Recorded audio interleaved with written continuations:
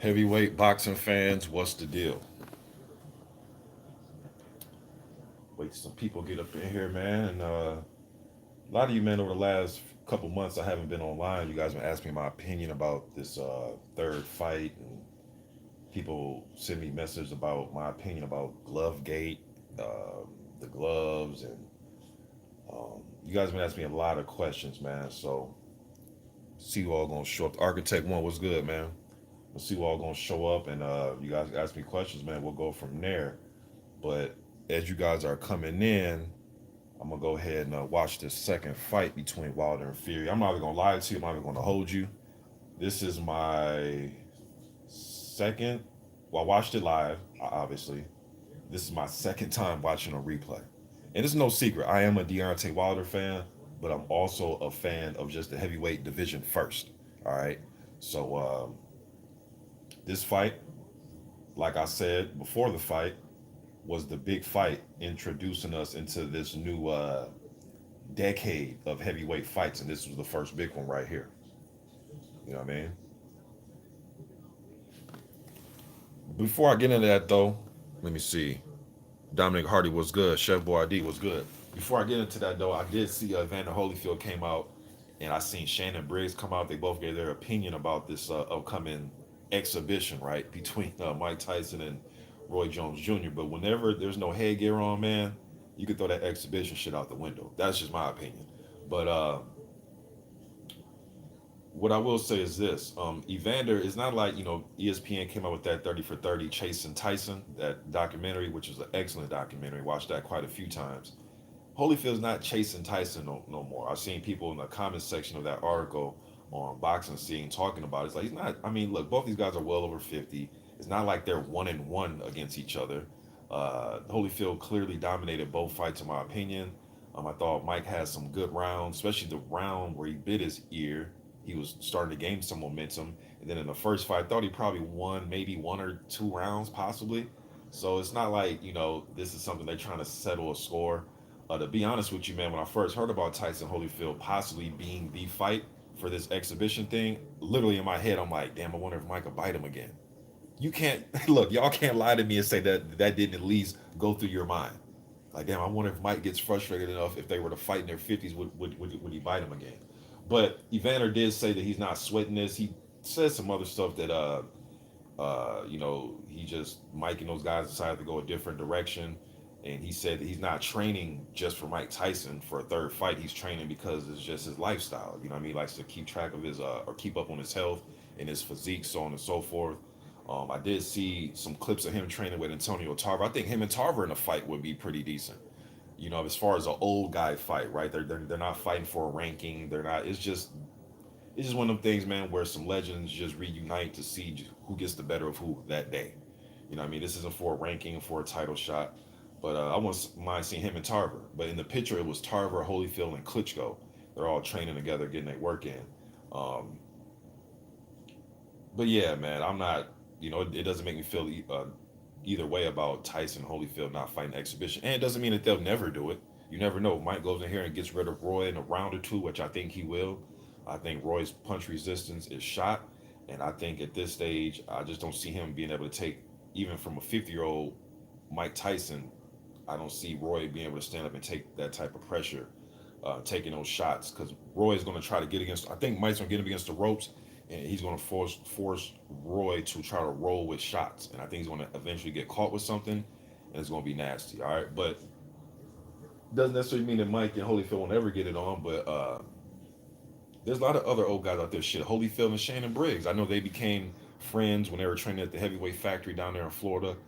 If I can remember, I think the heavyweight factory is closed now. I think they closed that thing down, man. But I wouldn't mind seeing Briggs and Holyfield or something like that. Briggs always stays in shape. He's been in shape, although he what was it? He tested positive because according to him, his something in his asthma medicine. You know what I mean? But I wouldn't mind seeing him in Holyfield. Shit, Freza Kendall, is Freza Kendall still around? The last I seen on Freza Kendall, man, the WBA still had that dude ranked. You know what I mean? They have Freza Kendall ranked like the last 6, 7 years. And I don't think Frez even touched the canvas, man. I don't think Frez even been in the ring. I know that Frez took them to court so he can stay ranked because of that title shot that he was going to have after he fought Chigayev. They're supposed to have a rematch for Chigayev's regular WBA, and they never got a chance to get in there. Frez kept getting hurt in training camp, and this shit went on. This is like one of the funniest things I've ever seen, man, in the last 20 years of boxing, yo. For Frez Kendall still to be ranked because of technicalities for like 6, 7 straight years without fighting a fight. One of the funniest things that I've seen. Uh, Let me see what up in here, man. CB Sports up in this thing. I'm gonna read y'all comments in a second, man. Architect One, Mark Wonderlink. Salute to everybody. Dago 619, CB Sports up in here. But yeah, man, it's one of the funniest things that I've seen, man. Yeah, you're right, Mark Wonderlink. Rest in peace to brother Naseem Richardson, man. I seen the news this morning. Having to read an article about it, I just went on my YouTube feed and seen some of the guys already saying rest in peace, man. So just hearing that news is devastating. Um, I know he meant a lot to people. He meant a lot to those people up in Philly, working with a lot of kids, raising a lot of kids through the gym. He had sons and a plethora of fighters that he's trained, man. So, and he was a beautiful boxing mind. So we definitely lost one. You know what I mean? If I had the little 10-second bell, man, I'll let it go. You know what I mean? But rest in peace to brother Naseem Richardson and those that are affected by his loss, as far as close family and friends, and to all the fans, man. Um, Another thing I want to talk about, Anthony Joshua, man. I'm liking this new Anthony Joshua attitude. Some people may say, oh, Mr. Boxing is false bravado. I'm just looking at it for face value, man. I like him saying that, what did he say in his last little live he said, can nobody tell me shit. I like that type. It's cool to have an edge like that. I'm not a fan of like the PC guys, and I understand you be PC so you can get, endorsement deals, and I understand that. I totally I know what it. I know the whole thing of being, AKA like the company guy. I understand it. But sometimes, man, at a certain point in your life and your career, you should be able to stand back and say, man, fuck all that. I'm, taking the gloves off. I mean, not literally take the gloves off, but verbally, like, I'm saying what I want to say. If I hurt your feelings, oh fucking well. And I like that about AJ, man. To me, I think it gives you more of an edge as a fighter. Not to say that he didn't have an edge before, because you can't win multiple titles and be undefeated and all that shit and win Olympic gold, regardless if you thought he lost in the Olympics. You can't get that far without having an edge. But I like the approach he's taken now. He has some political things that he said like a couple months ago at a rally in his hometown that people didn't like, and he doubled down and stood on that, and I like that. That shows me the character of him as a man. That I'm gonna say what I want to say. I'm not saying it to ruffle any feathers. I'm saying it because I think it's right. And if you don't think what I'm saying is right, then well then fuck you. And I like that. I really appreciate that. But Anthony Joshua, man, looking at his physique really quick, only seen like a little frames of it. Looks like he is sticking more to just his fluidity as a fighter. Don't look like he's really heavy on the weights, at least from the pictures that I've seen. And I like that. Larry Holmes always said, man, that seen an interview from Larry Holmes years ago where he was talking about um, your fluidity as a fighter. You shouldn't be all big and bulky and muscle bound. And when I tried to convey that to fans about 4 years ago, when everybody thought that I just hated AJ so much, a lot of his fans were coming to my page attacking me. And I was talking about, man, you should just lay off the weights. And it's funny, ironic, right? When he loses his first fight, what's the first thing that AJ does? He wants to lose weight, and and I've always thought that coming from the mouthpiece and the mind of Larry Holmes made me get in agreement with that. It wasn't just I'm just sitting here, oh, let me just pick on this guy and just hate on the dude. No, it was because me listening to other former great fighters talk about how lifting too much weights can hinder you a little bit. Now there might be some fighters out there that lift weights their whole career, and okay, but majority of the time, man, lifting a whole bunch of weights isn't going to necessarily help you win fights. I'm a big believer in the old school of Emmanuel Stewart. Man, what Emmanuel used to say, hey, if you want to get better at boxing, just box, spar. There's no other thing better than just sparring. You can hit the mitts, you can hit the bag, you can do all that. Spar. It's the best way to get better. You know what I mean? So, just my opinion, man. Taking advice from old school guys who are respecting the game. Let me see a super chat up in here. Let me give. I am Will. What's good, bro? Salute to you as well, man. Appreciate that $5 holler, man. All right, now let me see. Let me say what's up to everybody, man. Michael Johnson, boxing talking more. What it do, bro? CB Sports. Damian Omen says, "Hey, respect from England. Salute to you, James Daggs." Dominic Hardy says, "Would have preferred Tyson versus Briggs, but Roy is still a solid option. Roy has the advantage of being active and more recently, whereas Tyson is more experienced and explosive at heavyweight. Got Tyson by KO on three." I definitely agree with Roy being more active, right? He has been active since Mike, like I said yesterday in my live stream, since Mike was in the last time he was in the ring was the when he fought Corey T Rex Sanders in an exhibition in Ohio. That was like 05, 06. All right. As far as and that was an exhibition, right? I think they had on headgear and some big ass gloves. But his last two fights, right, where you count on his record, Mike pretty much just quit in those fights. Now I think Mike, and I'm talking about Danny Williams and Kevin McBride, pretty much just laid it down and quit. Now I will say from an outside looking in, it seems as if Mike is in a different space mentally than he was then versus now. Then Mike was saying it even during the exhibition, Mike was saying, "Look, man, I got pretty much in a nutshell." He said pretty much, "Look, man, I got so many motherfucking bills to pay. You know what I mean? This little money I'm about to make ain't even really going to me. It's going to the shit I got to pay off."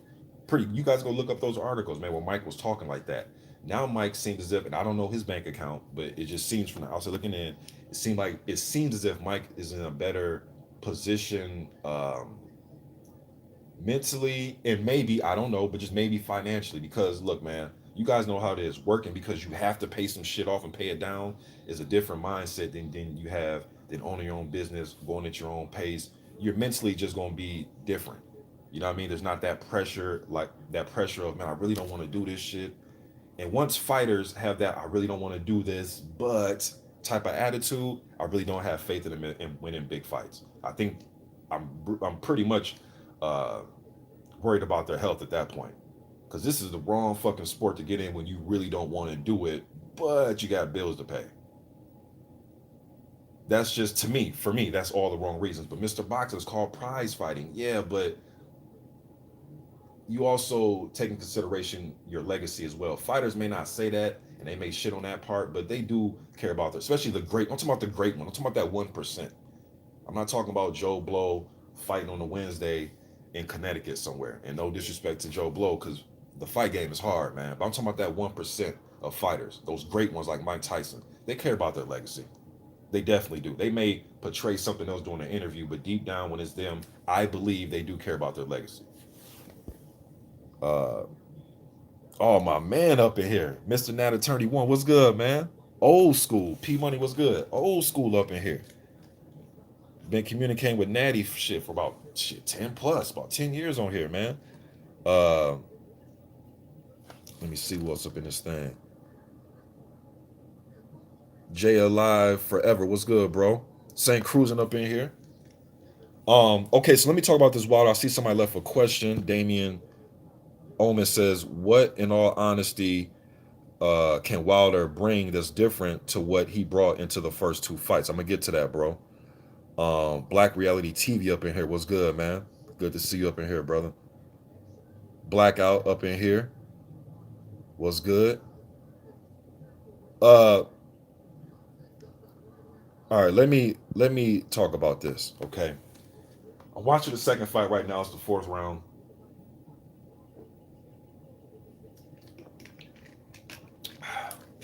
All right. Now you guys heard me say this before. They fought 19 rounds, right? Well, before I get into that, let me talk about this glove thing. So, staying consistent upon when people were first bringing me pictures. When you bring me pictures and photos, and they're the real pictures and photos, and you ask me, Mr. Box, today, do you see anything that just looks kind of off or crazy about this photo that you're looking at? My eyes are telling me, yes, that shit does look kind of funny.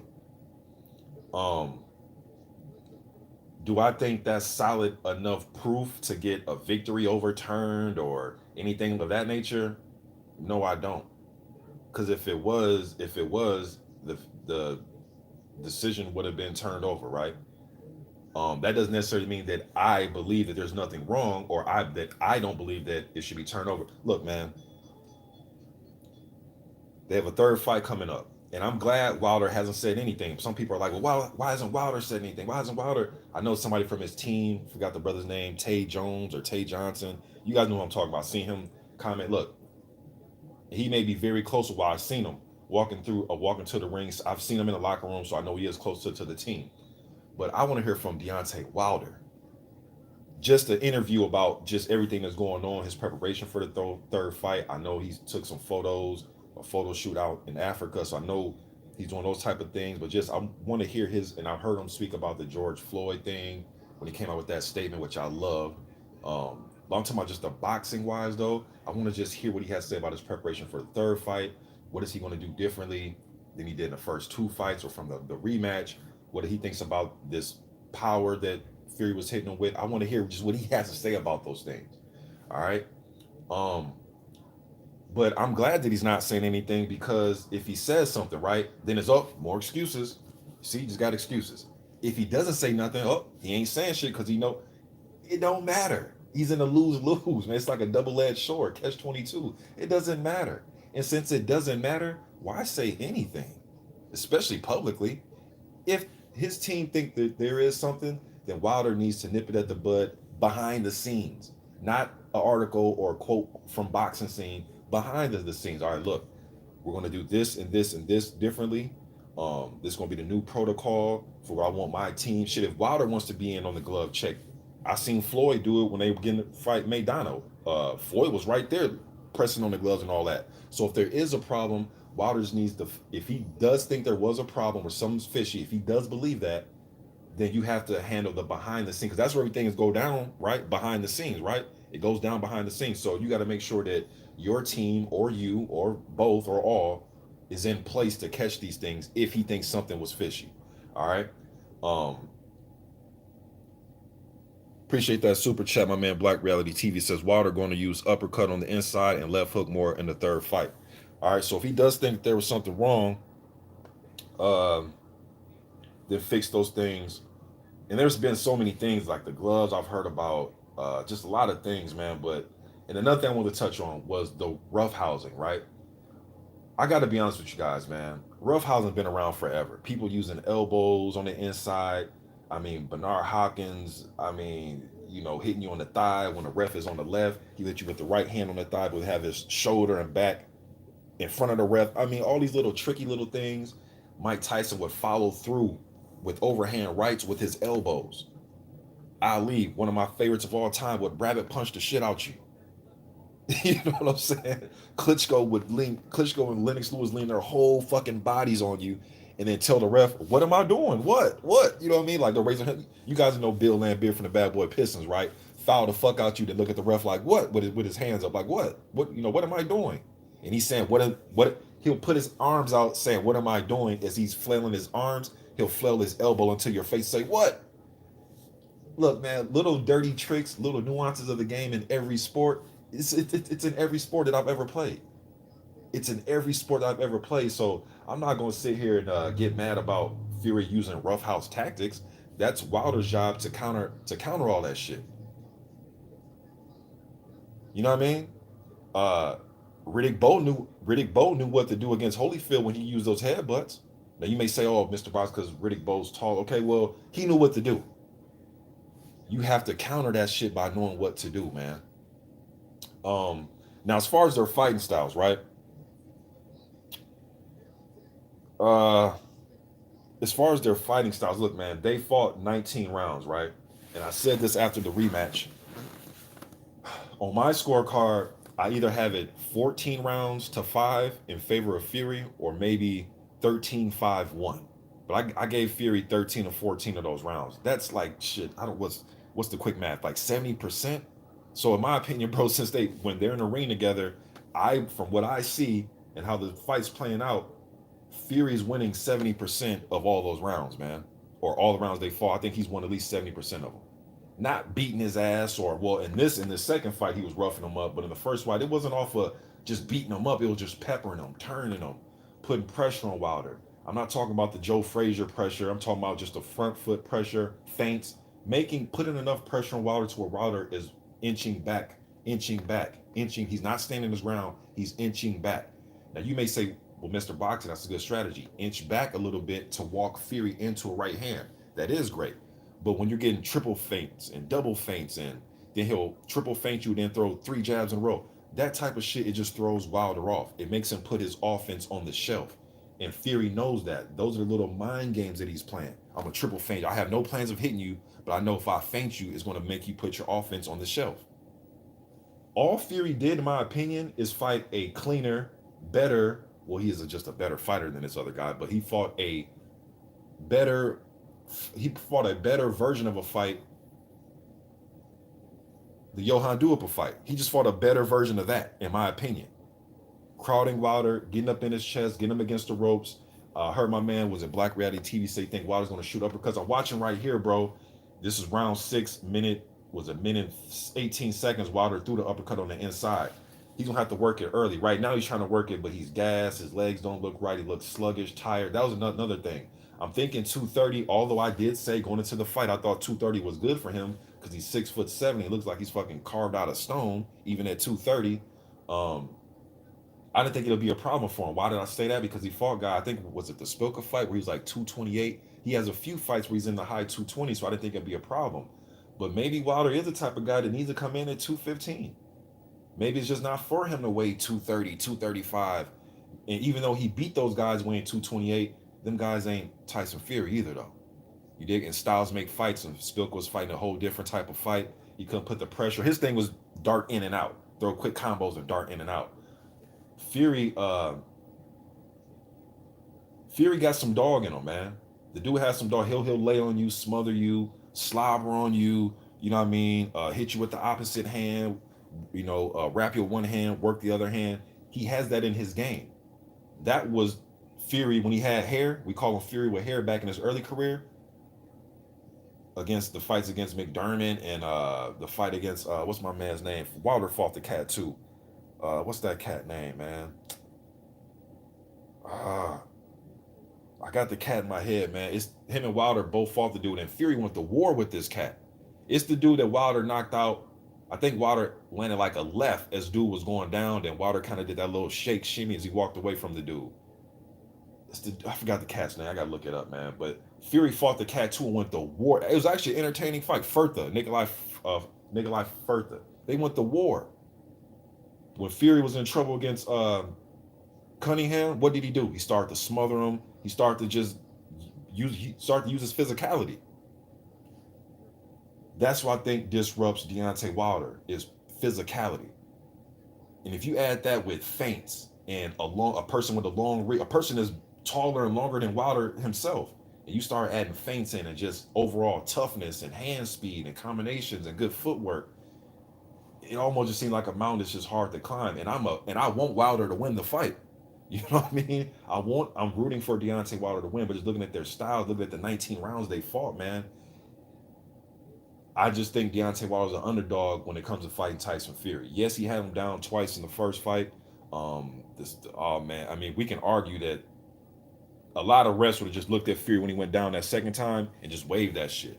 You know what I mean? But that's not what happened. What happened is Fury got up and he fought on. And I think that gave him a lot of confidence going into the second fight, man, mentally, to where he has that confidence like, look, I can take your best shot and keep ticking. Now, with Wilder, he can use, you put me down in the second fight. I know the second knockdown was more of a balance thing, but his balance was so off, and it was just the pure thud, the pure just girth of Tyson Fury that knocked him down that second time with that body shot.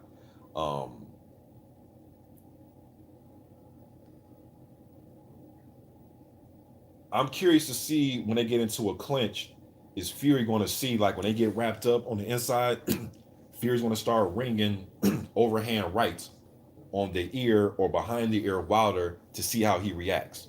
And you can get away with it. Ooh, I'm sorry, ref. I mean, okay, ref, next time I won't do it. But he's going to do it to just see how he reacts to his punching power.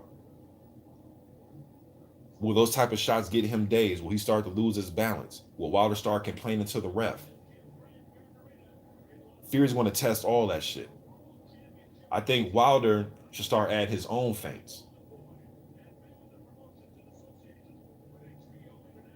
and work his jab more. He didn't work his jab enough, and when he did in the second fight, it was so predictable. He kept doing this one thing where Wilder kept shooting down to the stomach with his jab, but it was so predictable. It was like, damn, Deontay just looked slow, man. And Fury started catching on to it and just throwing right hands over that. He started throwing right hands over that left jab. It was just too. It was too predictable. I like the idea, go to the stomach, but it was just too predictable, man. He was. It was like it seems that there was like no snap on any of Deontay Wilder's punches in that second fight. I'm gonna replay it again. Um, I think Wilder has a good left hook to the body. He showed that in the Ortiz fights. Uh, but maybe it's just stylistically, maybe it's just and Wilder, maybe it's just a hard shot for him to land consistently. Wilder likes to headhunt, and Wilder did land a good right hand in his first round on Fury, and Fury was able to take it well. But another thing that I'm taking into consideration is Fury going to have a little false confidence. Well, Mr. Boxing, what do you mean? He just stopped the guy and said, what I mean by that is, does he just think he can just take anything Wilder throws? Just hit me with anything, no matter how flush you land, I'ma just take it. Now, will he try this approach of just trying to walk through anything Wilder throws? Look, I know he kind of did in the second fight. Watching now, he's walking to Wilder, stepping to him, but still, man, uh, look, even though I think Fury possibly has his number, I'm still not giving anybody advice to just walk through Deontay Wilder's right hand. I don't give a fuck what happened in the last 19 rounds. That's still a tall task, man. And that's still immense danger. You know what I mean? But yeah, these feints, man, these feints, and then Fury, he throws his right hand different. Sometimes he'll throw like this wild overhand, and it'll be straight. He has different ways he's delivering his right hand. And these feints, man, just keep Wilder on it. To me, it just offsets Wilder's offense, these feints that Fury throws. And I think his jab was giving Wilder some problems. And then when Wilder gets in close, sometimes he'll go to just the straight high guard defense. And Fury's going to take advantage. He's going to throw to the body, then make you loosen up your guard and come back up top. He's just a smart fighter. And Wilder's a smart fighter too. When he wants to rock you to sleep. He kind of Wilder's right hand, and I know I'm using like a basketball analogy, but it's kind of like when Kevin Durant comes down on the fast break and he does that little. All my ball players out there, he does the hang hezzy. A hang hezzy is when you kind of get the ball, you're dribbling, and you kind of look like you're about to shoot, but it look like you might cross over and dribble. Then you just pull up and shoot. That's how Wilder was his right hand. He kind of lulls you to sleep, where you don't really know, and then bam, here comes the right hand. But Fury is very alert, man. He's super alert. He has some of the greatest eyes too. His eyes are always open. He's just always alert.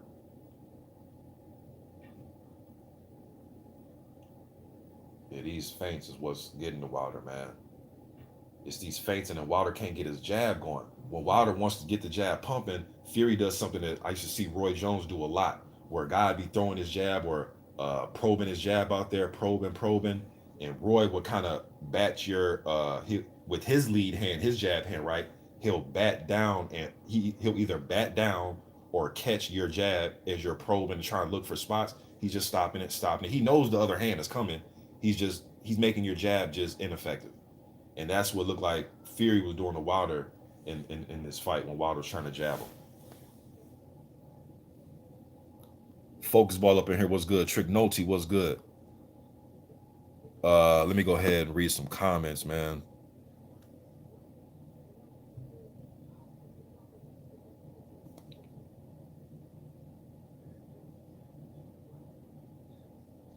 Hey y'all, let's say unless people are coming in here saying crazy stuff, man, they can make comments.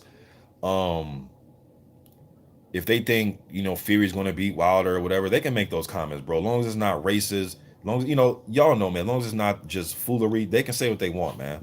I have no problem with people giving their opinion about who they think gonna win the fight. As long as it's not racist. If it's not racist, they're free to say what they want, y'all. Uh,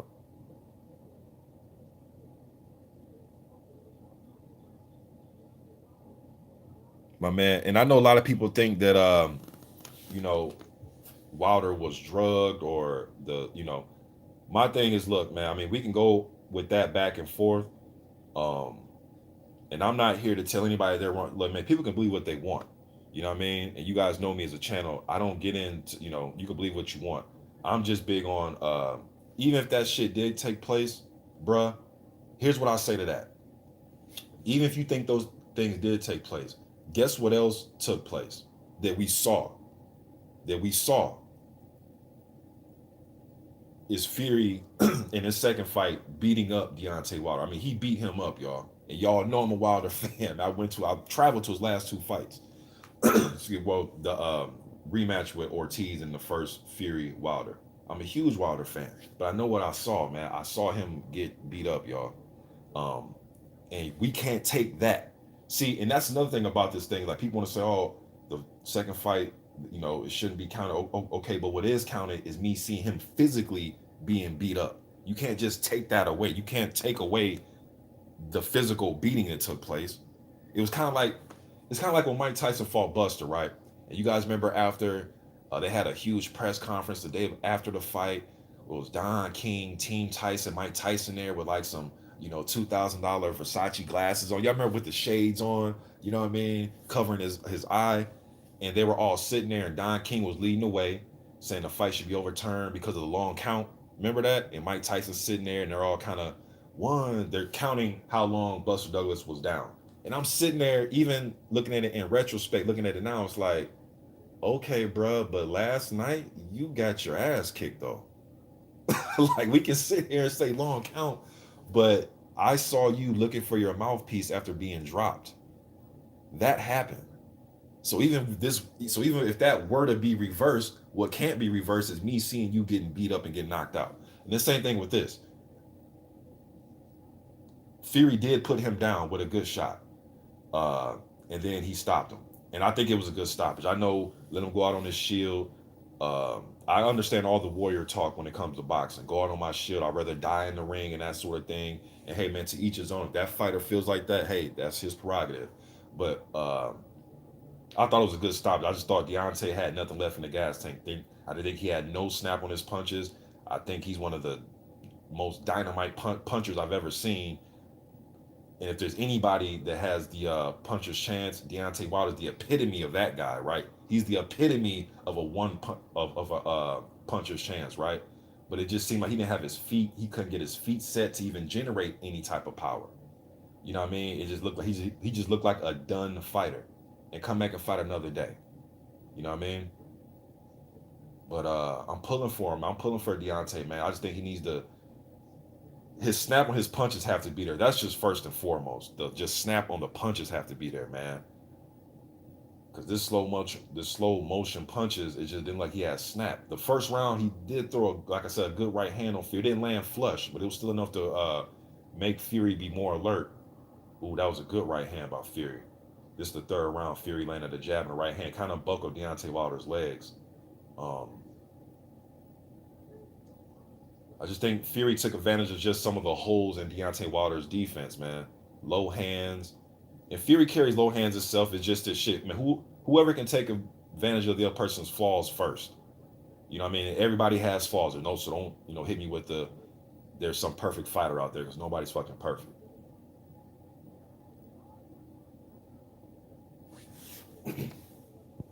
Let me see. Who's under more pressure? Black Reality TV says, who's under more pressure in the third fight? Wilder or Fury? Bro, I think the pressure is equal. Because if Wilder loses, that's 2 back-to-back losses. Doesn't mean his career is over with, but it's 2 back-to-back losses. And if Fury loses the fight, Fury wants to be champion as much as Deontay Wilder wants to be in his own way. But I think the pressure is equal, bro. I think both of these dudes want it that bad. Fury don't want to lose his O. You know what I mean? Fury, I really think as the fight, I know he goes on tangents and does crazy shit, but I really think Fury wants to be the best of this era. I really do. I really deep down think that Joshua, Wilder, Fury, them dudes want to be the best of this era. Regardless of what they say in this interview and that interview, when it all comes down to it, man, I really think all those guys want to be known as the best. And I think the pressure is equal. But Wilder, I may slightly say it's on Wilder because you can't lose 2 in a row. You know what I mean? It's just too much of a setback, man. He's still a big name. everybody would want to fight him. But I think that two in a row right now, man, it'd be a he's gonna have to push Wilder back in line a little bit. Here's a knockdown. What's the this is the third. Oh, this one this was that right hand. Wilder's gonna either have to work on his inside fighting, which he has a little bit of. He showed it with Duopa. In certain fights, Molina, he'll get in close and he'll bang and rough it up with you a little bit. But I think Fury's weight advantage, man, that's where Fury's going to be smart and use his weight advantage. Well, how do you do that, Mr. Boxing? Wrapping up Wilder and just physically pushing him back. That's when the 200 and I know Wilder was 230 for this fight, but Fury is significantly heavier than Wilder by about 30 pounds naturally, right? 30 or 40 pounds. So use that leg strength, push him back, make him go backwards, make it up, make him fight to where when Wilder does break away from that clinch, his arms are fucking dead tired. Why? Because he's in there arm wrestling and tangling up with a guy that's 40, 50 pounds heavier than him. That's how, as a big man, you use your weight advantage against a guy that doesn't weigh as much as you, that weighs 40 pounds less than you. You use it like that. Some people may call it cheating. Some people may call it roughhousing. Hey, man, I call it using your fucking advantage. You know what I mean? If I'm Wilder, I wouldn't allow Fury to. He should do everything in his power, man, to keep distance between him and Fury. Or if they do get on the inside, just maintain the lockup, but just lock up to the point where the ref's going to come break you. Don't get in there wrestling with him, man. I think Fury has the advantage on the inside against Wilder. I think he's a better inside because I think he's used to fighting like that. Remember, guys, I told you, beginning of his career, Fury was that type of guy. So he's used to it, like right now, grabbing, hitting with the offhand, and throwing sneaky uppercuts as the ref's trying to break him. He's used to that type of shit. Wilder needs his space in his room. Wilder's gonna have to find a way to maintain distance or find a way to become a better fighter on the inside.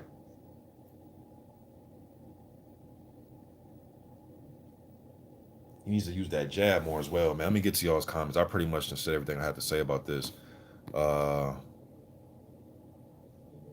S. Clayton says Wilder has over pro fights. Yes, I don't know if you're talking to somebody else, but yes, he does. He's probably talking. Okay, let me see. Damien Omen says, I don't think Fury will be able to push AJ around the way he did Wilder due to AJ being a lot stronger and bigger. I think it'd be harder. I think it'd be a lot harder. I will say that I think it'd be a lot harder. Do I think he will be able to? Possibly. I just think it'll be harder. St. Cruzan said he thinks Wilder needs to bring his legs. He had no balance. Yeah, he didn't. His balance was all over the place, man. Just his legs were just gone. Owen Perry says he's just not technical. AJ and Fury are like Swiss Army knives. They can adjust. Wilder is a one-trick pony. Hell of a one-trick pony, though, bro. But when Wilder puts it all together, Owen Perry, when he puts it all together, he's more than a one-trick pony, in my opinion. He showed it in the Stavern fight. He showed that he can pivot off the front foot. He showed that he can throw that left hook off the jab. You know what I mean? He showed he can throw 3-4 punch combinations and then move and circle. He showed those things. To me, that's more than a one-trick pony. I know how you're going to counter it. But it's Bermain Stavern. But it's also showing that you're more than a one-trick pony. In my opinion. You know what I mean?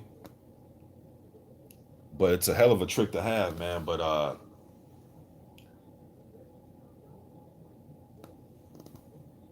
I think Wilder's skills a little bit underrated.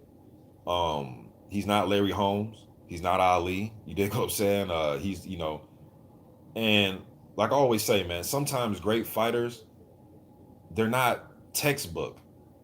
They're not textbook great. They're unorthodox great. Roy Jones was unorthodox great. Pernell Whitaker was unorthodox great. Just because you put the left hand under the left chin and the right hand slightly above to protect your temple, and you have that perfect textbook boxing style where you're going to throw the jab, the left jab, and you're going to turn with it, and then you're going to roll under. I mean, yes, that's what they teach you when you go into boxing classes. Yes, that's what everybody should have in their arsenal. It's the first things that they show you. But that don't necessarily mean you're going to win fights. I think you need to take on a style that's custom to your body type and your style. You know what I mean? Yes, I agree, St. Cruz, and he does have a good jab when he utilizes it and he snaps it and he can go up and down with it and he changes levels. AS95I says, can Wilder try to box with Fury or all out aim for the KO? Well, he's going to aim for the KO, period. You know what I mean? He's going to aim for that period. Now, do you mean come out like Joe Frazier in his prime and with this high motor and doing that type of thing? No, because I think he's going to leave. I think Fury would try to exploit some of those holes. And Fury's a good counter puncher, man. I just don't think that he's going to let Wilder just tee off on him without swinging back and catching Wilder. Um, you know, box with him a little. Just pick your spots, man. Just find ways to pick your spots while using your jab. You can do all the think. Look, Wilder can think about this and think about that, but while you're thinking and trying to come up with a plan, make sure you're pumping that jab out there. God of War says it's an overrated trick. If we are honest, a lot of Wilder's KOs were gifted windmill stoppages. It's not like he knocked everybody out cold. A overrated trick. Well, okay, that's your opinion, but my opinion is this: it's a hell of a overrated trick because he's knocking motherfuckers out. And yes, everybody didn't get knocked out cold, but I seen a lot of people did get knocked out cold. So yeah, he didn't knock everybody out cold, but shit, I didn't see Anthony Joshua knock everybody out cold. I didn't see Mike Tyson knock everybody out cold. I mean, what are we saying with that? But it being overrated, again, it's the thing that pops out the most. But he does have a good jab. Look, man, to sit here and say that man ain't got a good jab, I think that's I don't think that's being honest, bro. I'm just being dead. I don't think that. I think you're taking away from him. There's a lot of motherfuckers in the heavyweight division that can punch hard. So why aren't they undefeated or were undefeated with title reign? Why didn't they get the job done? If it's just that easy. And if it's also just that easy, how the fuck did he make it to the Olympics and was able to medal? So it's not just that easy, bro. Like, I know it stands out and it's the thing that he's known for, but to say that the man doesn't have a jab or toughness or grit or will, determination, and got it in his heart. Come on, man. You can't take those things away, bro. And those are things that don't get brought up because those are things that makes champions. You know what I mean? Come from the dirt with it. Wilder has that. He didn't want to stop it. He wasn't looking at the ref like, please stop the fight, Kenny Bayless. He looking at his corner like, what? I'm willing to die in this motherfucker tonight. You can't take that away, man. You can't not count that. That counts. That counts, God of War. You can't just not count that, bro. That counts. You know what I mean?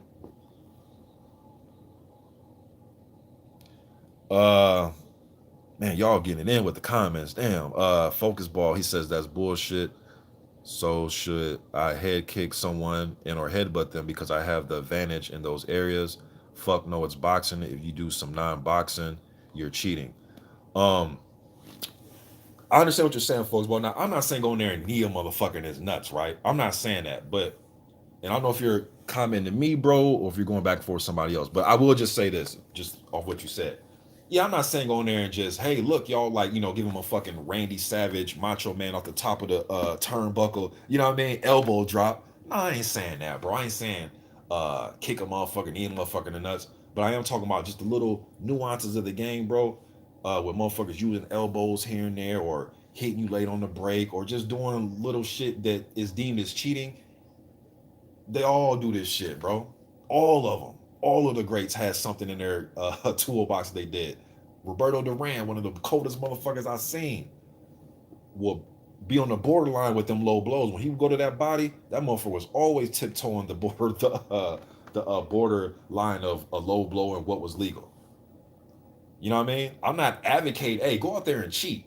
What I'm saying is there's just little nuances of the game that people do, man. You know what I mean? And I'm not going to take away from a fighter using those type of things in fights, because all these motherfuckers do it, really. Let me see here.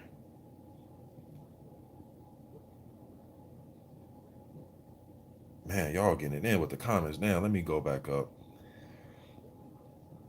I think most of y'all, if y'all got a question for me, bro, or something to me, just at me and then say it to me. Because if y'all going back and forth, I'm gonna let y'all go ahead and do y'all thing. You know what I mean? But if you got something for me, at me and let me know. Uh, Hypno Fist says it's only a foul if the ref calls it. Technically, for something to happen, but if you see it going down, I mean, it still is a foul. But I understand what you're saying, though. The ref got it. I understand I know how you're trying to what perspective you're looking at it through, what lens you're looking at it through. But yeah, the ref has to say something for a point to be deducted or a warning. But if we visually see a motherfucker getting head butted or hit with an elbow, bro, that still is happening. You know what I mean? It's not like our eyes are lying to us. But I understand what you're trying to say. Okay, Jupiter B, let me go up there, bro. Let me see what you. So you said Wilder boxing skills are extremely underrated. Wilder did a great body work in the first fight. He kept Fury's hands at home. Wilder won 8-4, in my opinion. And bro, my wife think Wilder won 8-4 as well. We were at that first fight. Um, yeah, Wilder was he fought a totally different fight the first fight. He was the aggressor. He was on the hunt. He had Fury pretty, on the back foot a lot in that fight. He fought a totally different fight. Yes, and I do think his skills are underrated. I really do, and not just his skills, but just the other intangibles that I was bringing up, bro. People just act as if like those things don't count, like grit and all that, and dog and all, like that shit counts, man. That shit counts. You can't just, you know, act as if that don't count. Black Reality TV, he says I had a 7-5 for Wilder in the first fight. Uh,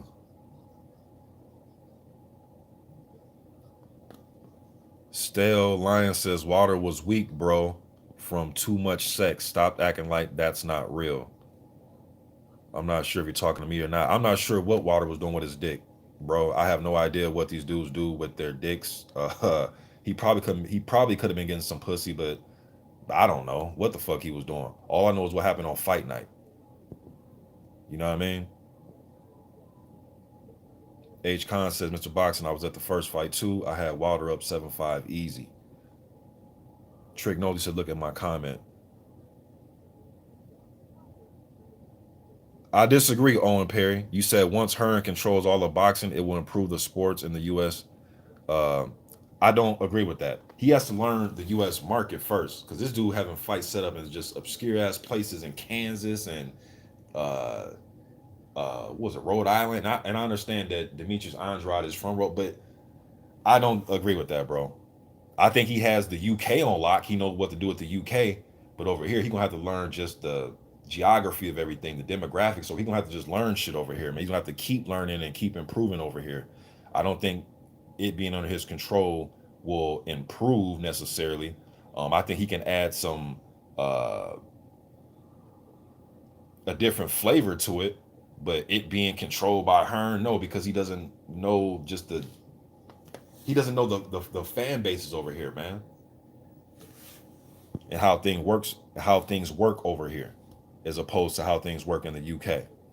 And as far as you saying about stadiums, bro, Owen, we're not into this. I don't know where you're from, bro. Maybe you're from here, maybe you're from the UK, but over here, stadiums don't mean shit to us. Like all that stadium talk, 90,000. I mean, yeah, that's great. That's awesome that you can pack 90,000 people into a stadium to watch two dudes in a ring fight. That's great.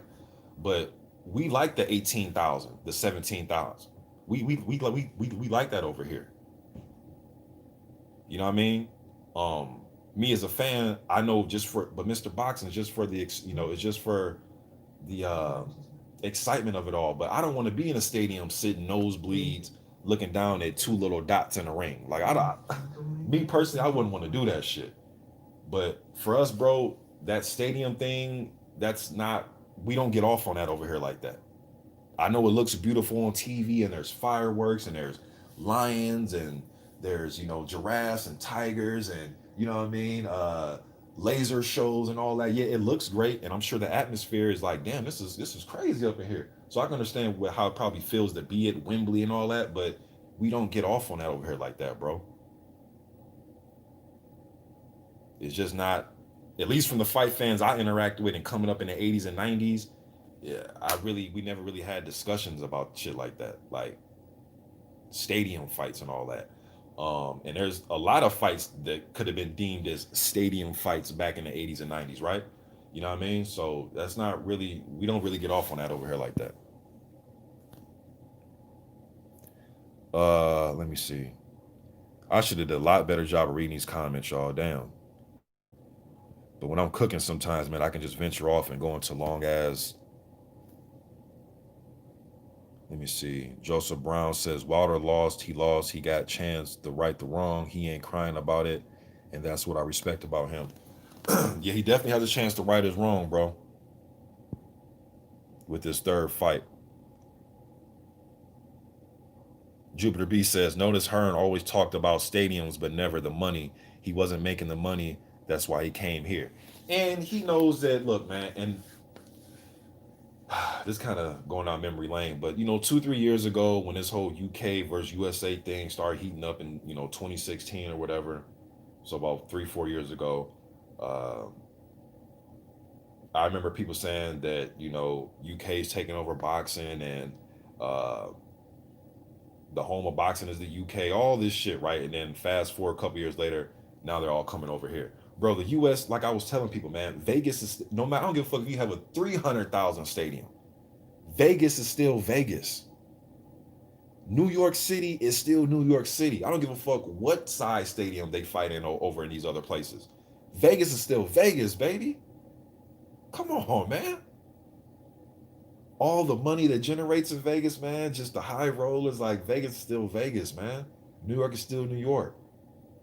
These places ain't went nowhere because a few title holders popped up over in this country and that country. And last time I checked, at least when I was checking it, the guys over here held the most world titles. That was the last time that I was checking that type of shit. So I don't know who has the lead right now. But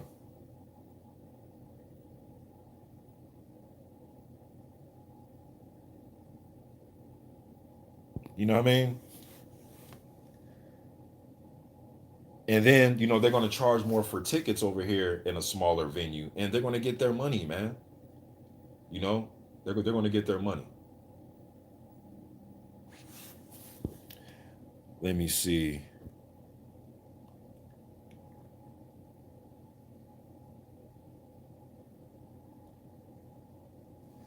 Jupiter B, I definitely some of the shit that Hearn and his father be saying, man, that shit don't be sounding right, man. When Hearn said that shit about they were slave owners, and when Dillian White was sitting there with him, and Dillian White just cheesing and kikiing and laughing, I'm just sitting there like, I took that completely different. I'm sitting there like, how the fuck is Dillian White laughing? Like, you know what I mean? They definitely say some things sometimes that make me scratch my head. Um, but to me as a fan, bro, all that shit they be saying, that shouldn't be meaning anything to me, really. I listen to that shit sometimes, be like, oh, that's what Hearn said? Okay, and I keep it pushing. I don't really get caught up in, damn, he said this, I don't be giving a damn what he say. Only thing I care about what he say is when his fighters are fighting. All that extra shit he be saying, man, I got too many other things in life going on to be caring about shit that Eddie Hearn be saying.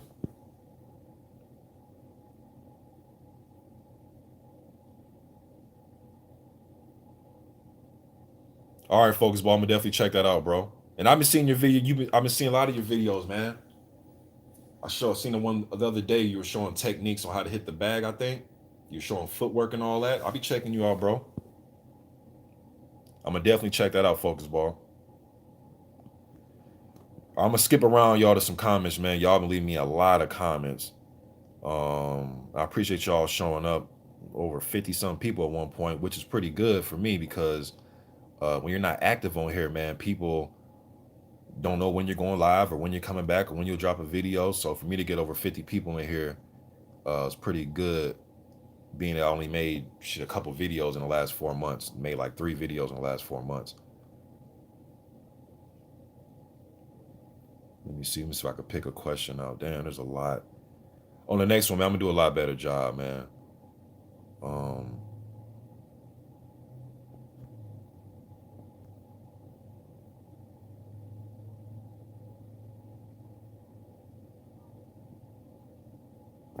shit. Trick Nolte says, I have an interview with old school heavyweight Derek. Oh, Derek Jefferson. I remember. Yeah, Derek Jefferson, you do?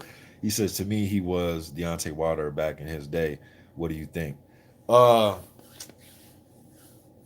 I wouldn't say that, but I totally understand the yeah, give me 1 second, y'all. Hold on. Style wise, body type, I get that part, but I think Wilder is a unique fighter, in my opinion, bro. Um, y'all see Fanon the Don up in here? What's good, Fanon?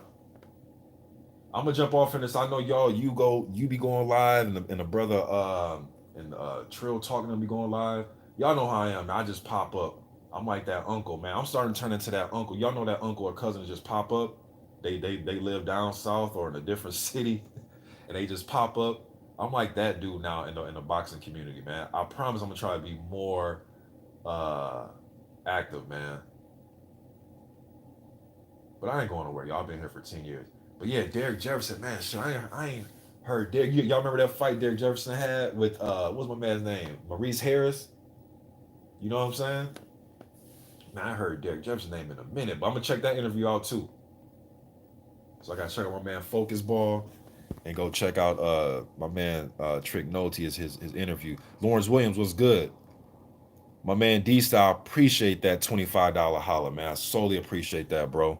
Got a chance to listen to D Style yesterday. He went throwback, man. D Style had got these throwback Thursdays, which I'm gonna be a part of once I get more active and I can give uh, you a time or a Thursday that I can make it, bro. But I definitely don't want to tell you I can make it this Thursday and then I'm not available. You know what I mean? I'm definitely gonna get down to throwback Thursdays. But I listened to one yesterday. You had Blood on there, Joe Habib, 97 Rough. You know what I mean? Shit was funny, man. Um, that's throwback. That's throwback right there. Black Reality TV says I'm that uncle. Yeah, man. So I'm like the uncle, and I'm like the uncle to just show up. Like y'all be there chopping it up. Next thing I just come through the door. You know what I mean? You ain't seen me in like 5 years. You know what I'm saying? But I'm doing good though. You know, I'm like that uncle, man. But yeah, Trick, I kind of see what you mean with, you know, with Derek and Wilder, man, with the unorthodox, the way they throw punches and even because I'm watching one of Derek Jefferson's fight right now, even when they on the inside a little bit, I can see the comparison a little bit, but I think just Wilder's just a unique fighter, man. Damn, the way, the way Derek Jefferson did throw his punches do kind of resemble the way Wilder throws his punches. Kind of wild a little bit. This was a good fucking fight, him and Maurice. I forgot how good this fight was, man. The Maurice, he gonna knock Maurice out nasty. It was knockout of the year. They had a war. D Sauce says, always good to hear from you, bro. 10 years strong. Yes, indeed, man. Yes, indeed. But hey, over 50 some people joining me, man. I ain't really only made a couple videos in the last 4 months. That's cool. I was hoping at least 10 motherfuckers show up, man. But once I get back more acclimated, then I'll get to that like 150. Man, for nine, and they'll be having like 700 motherfuckers up in there. Man, it's crazy how just things have just grown here on YouTube, man. Like, and Fanon isn't one of them like media type of channel. As far as you guys know what I mean, like a Fight Hype or a IFL TV. He's more of the tradition of a D style or the way that I make videos. And to see 600-700 people up in there, man, that shit's impressive, man. And Fanon was a guy. I remember when Fanon had about. I will come to Fanon may remember this. I've been going on Fanon when Fanon will go live, and I'll be one of like the three people in there. And Fanon be like, "Look, man, if like 10 people don't show up, I'm just turn this off."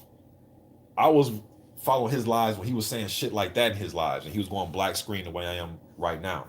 You know what I mean? And now to see 500, 600, 700 people up in there, man, that shit's crazy. And also, let me give roses to my man D Style too, man. Just his production, the quality of his channel, just shit, man. Awesome work, man. And he's consistent than a motherfucker, man. So, look, even when I'm not present, man, there's so many other guys, and I know that people value my opinion, which I respect. But there's so many other guys to look to. Sometimes I'm just a fan of the uploaders too. Now I step outside of being a creator, just becoming a fan of guys I like listening to. You know what I mean? I get caught like, oh shit, I got a channel too. Let me refurbish my channel. You know what I mean? Let me put some content up for people that like to hear what I gotta say too. But I just get caught up in being a fan, just a listener of people that I like, enjoy listening to. And D Style Fanon, certainly two of those guys, man. So appreciate to you guys, man. I appreciate you guys for uh still pumping out content, because we all kind of rotate and take breaks, right? I don't think Fanon took a break yet though. You know what I mean? But we all kind of rotate where. But there's certain guys that I don't think they've ever took fucking breaks. So like 78, I don't think since I've been on here, I don't think 78 took a damn break. But with me, I do take breaks, y'all. 3, 4 months sometimes. But but when I'm on and rolling, man, you guys know that I'm on and rolling. But I appreciate you guys, man, that are still pumping out content, even when guys like me aren't, man. It feels good to go in here and listen to good boxing talk, man. Uh, I agree, Saint Cruising. I agree. Definitely uses good boxing knowledge, and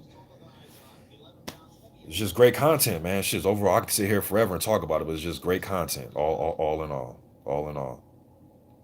But I'm definitely gonna be back too, man. To reclaim. I'm seeing a lot of the heavyweight division is just, man. It's just had taken off, man.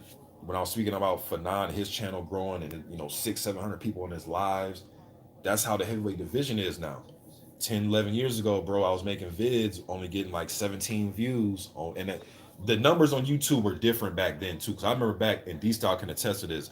Back then, bro, I remember I'm from the era where 1,000 subs, you were like one of them channels. If you had 1,000 subs, you was one of them dudes on here talking boxing. Now cat's 30,000, 40,000. I think Dante Boxing got like 120,000 or some shit like that. Carcino, who started off with a lot of boxing talk, now does the rap stuff and basketball and stuff like that. He came from just a boxing channel. You know what I mean? So uh let me see. Did I miss somebody up in here?